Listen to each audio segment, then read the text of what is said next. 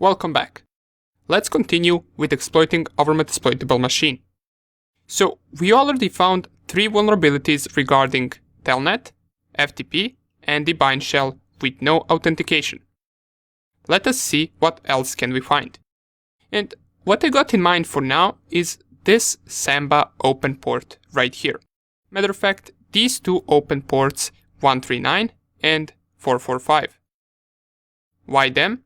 Well, because it seems that we do not have the exact version of Samba right here.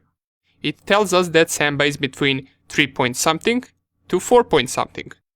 So let's see how we will figure out what exploit to use and how to find it. Here's a small hint. We don't need to Google it to be able to find it. We have everything we need right here in Kali Linux. So don't use Google to find it since it is cheating and you will most likely find it on the first link. Let's see whether we can figure it out by ourselves. So right here in our scan, we have this Samba version right here. Not the exact version, but it does give us some information about in between which range does the version belong to. And that is something. We also see that ports hosting this are 139 and 445. So we do got some information. What now? Well, let's just search Samba inside of SearchExploit and see what comes up.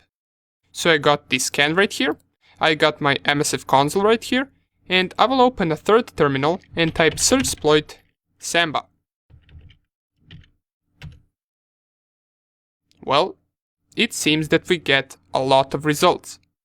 And these are exploits for a bunch of different Samba versions, as we can see right here. Now, we could just try all of them out to see whether they will work, or we can try to figure out the Samba version first, and then narrow down our exploit search and see whether we find something for that specific version. So, how are we going to find out the Samba version? Our Nmap scan didn't manage to do it. Well, luckily, Nmap is not the only scanner that we can use for these types of things. Remember that in Metasploit framework, besides having all of these exploits and payloads, we also get those auxiliary modules. And those auxiliary modules can sometimes be scanners. Let's search and see whether we can find a scanner for this. If we just type in the Metasploit, search Samba, and press enter, we get some of the results right here. Matter of fact, we will get a lot of the results once again. Some are exploits, some are auxiliary modules, and down here I believe there is one post-exploitation module.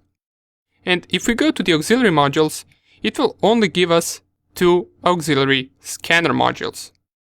These aren't the scanners that we need. Let's try to find it ourselves. If I go down here, clear the screen, and type use auxiliary, and then we search for a scanner, and then SMB, because that is the port that we're enumerating, and then tap twice. These are all of the available auxiliary scanners that we have for SMB. The one that we are particularly interested in is this SMB version. So let's copy it. If I copy the entire command, right here, paste it, press enter. Oops, let me just delete this. We type the command twice. So use auxiliary scanner, SMB, and then SMB version. And if I type show info right here, it will tell me in the description display version information about each system. This looks like something that we need. Let's type all of the needed information for this to run. So we're going to type show options first, and we require our hosts. We got some other things as well, but these 3 things are not required, as it says right here. The threads we will leave on 1, and the R hosts will be the IP address of our Metasploitable. In my case, 192.168.1.9. I will set this right here, and if we run it, well, it worked. Even though it says right here host could not be identified, in the brackets we get the exact Samba version on the Metasploitable, which is 3.0.20. Cool. let's see what we can find from exploits now that we know what version it runs. So I will copy this 3.0.20 and go back to my search exploit, clear the screen and type it once again. Just this time I will paste the entire version. Press enter and we managed to narrow it down to only 5 results. And it seems that these two are the same results, so it's actually 4 results in total. The first one seems to be some type of a security bypass, and it affects our version, since it's between 3.0.10 and 3.3.5. But it also seems to be a txt file, which we really don't want to bother with right now. We want something that we can execute right away. The most interesting thing we have right here is this samba username map script, or the command execution. Why? Well, it's a Ruby exploit, and it also belongs to Metasploit framework. Plus, it also affects our version of Samba, as we can see right here. These two down here are also txt files, not really interested in, and they also don't seem to actually affect our version. They only affect the versions below our version. And the last one, which is denial of service or DOS attack, seems to be affecting our version, but we're once again not interested in the denial of service attacks. But in a real penetration test, you would 100% write this on a report with the references to the possible attack. For now, let's just go with the Metasploit module that we found. Let's remember the name, username, map script, command execution. And if I search once again, in my Metasploit, search Samba, let us try to find the exploit that we found using search exploit. If I go up here, go through all of these results, and here it is. Under the 13, exploit multi-samba, user map, script command execution.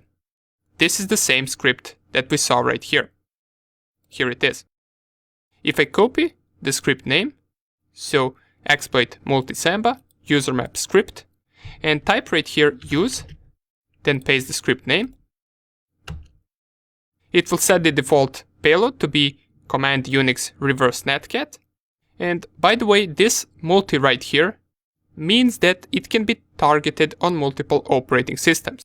While as if you had only Windows or Linux specified right here, it would mean that only that specific operating system is vulnerable to this attack.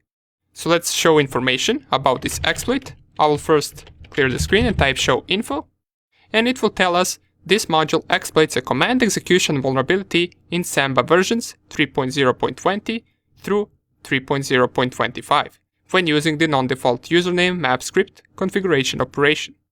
And if I also set up all of the things that we need, so show options, seems that we need one thing, which is the R host, so let's set it up right away. This is the IP address of Metasploitable. The port right here we do not want to change, since it is already set correctly, as we can see right here, port 139 is running Samba.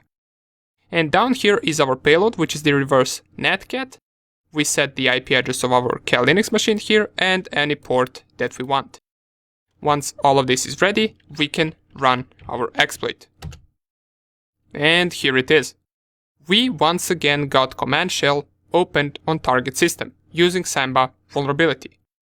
And we can as usual execute commands. If I type who am I, it will tell me we're root. So we're already highest privilege on that machine. Great. This is the fourth vulnerability we found. To close the connection, we can just Ctrl+C this and click on Y. And you would write this down as another successful exploit if this was a real penetration test. In the next video, we're going to cover a different type of the attack that we haven't performed yet, which is brute force attack on port SSH.